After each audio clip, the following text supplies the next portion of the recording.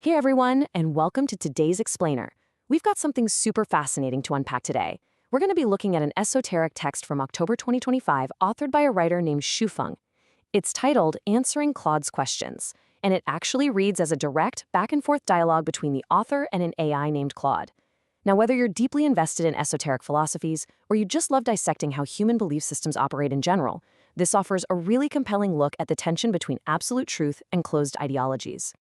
Okay, let's dive right into this. Here is our roadmap for the explainer. First up, the ultimate system dilemma. Second, escaping the entropy trap. Third, the 800th value. Fourth, truth versus belief systems. And finally, the oneness of Hundun. Starting off with Section 1, the ultimate system dilemma, explaining everything.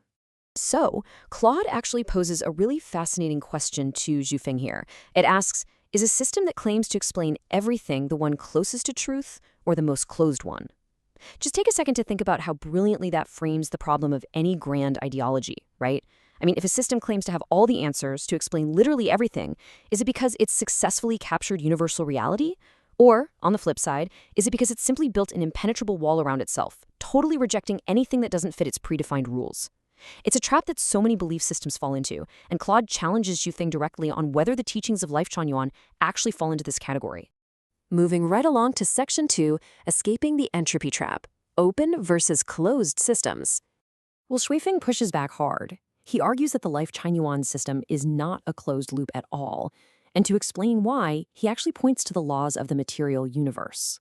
In the material world, every closed system, think of it like a sealed jar, will eventually suffocate and collapse. Why? Because its entropy increases. Without new energy, new ideas, or new inputs, it just decays. On the other hand, an open system is living. It's continuously adapting. By drawing this comparison, Feng emphatically rejects the label of a closed system. He says that if Life Chuanyuan were closed, it would inevitably collapse under the weight of its own ideological entropy.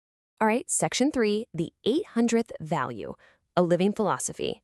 Now, what's really interesting about this next part is a direct quotation from the final value of the text's core doctrine. It reads, "The 800 values for the new era humanity is an open system.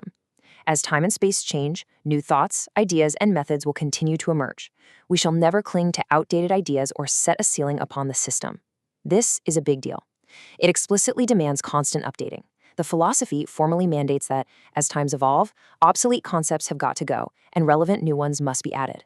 By legally, at least within the rules of their own philosophy, forbidding a ceiling on the system, the text attempts to guarantee its own perpetual evolution. But an entirely open system where just anybody can change things, that would dissolve into chaos pretty fast. So the text lays out specific mechanics for how value 800 is actually applied. While the system is completely open and without a ceiling, the authority to edit it is strictly hierarchical. The text states that while a figure referred to as Hundun Baby is in the world, all revisions and additions are to be made by him. After his departure, that responsibility falls to the saints among human beings. Crucially, though, the text explicitly warns that others should not alter the text.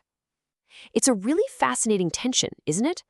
The philosophy insists on remaining this adaptable living organism, but it relies on a very exclusive top-down mechanism to control those adaptations. So, the crucial point here is understanding exactly why the text restricts who can edit this open system. It all comes down to a concept called Hundunic nature. The source warns that if unauthorized people alter the text, this Hundunic nature will be lost. According to the philosophy, this term represents the unique, fundamental essence of the entire Life Chuanyuan system. So limiting the editors to Hundun Baby and future saints isn't presented merely as a power grab. Within the logic of the text, it's a necessary protective measure.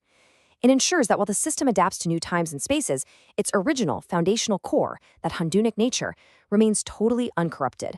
Which brings us to Section 4, Truth versus Belief Systems, the Core and Expression. This leads us right into Claude's second profound question.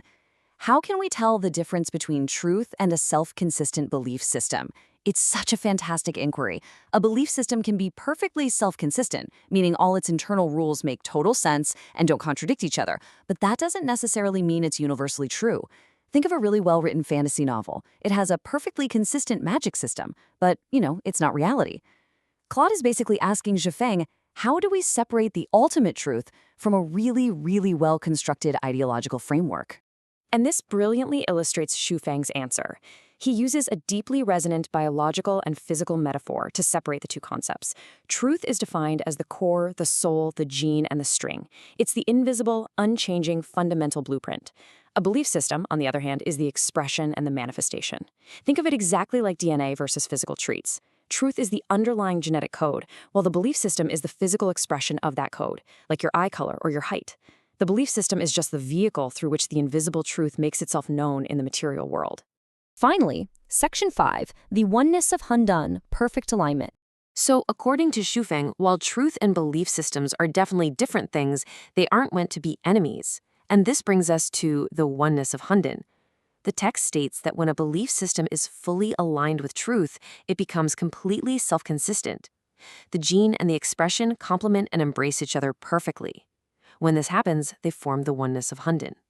The source argues that in this perfect state of alignment, the truth and the belief system cannot, and indeed should not, be separated.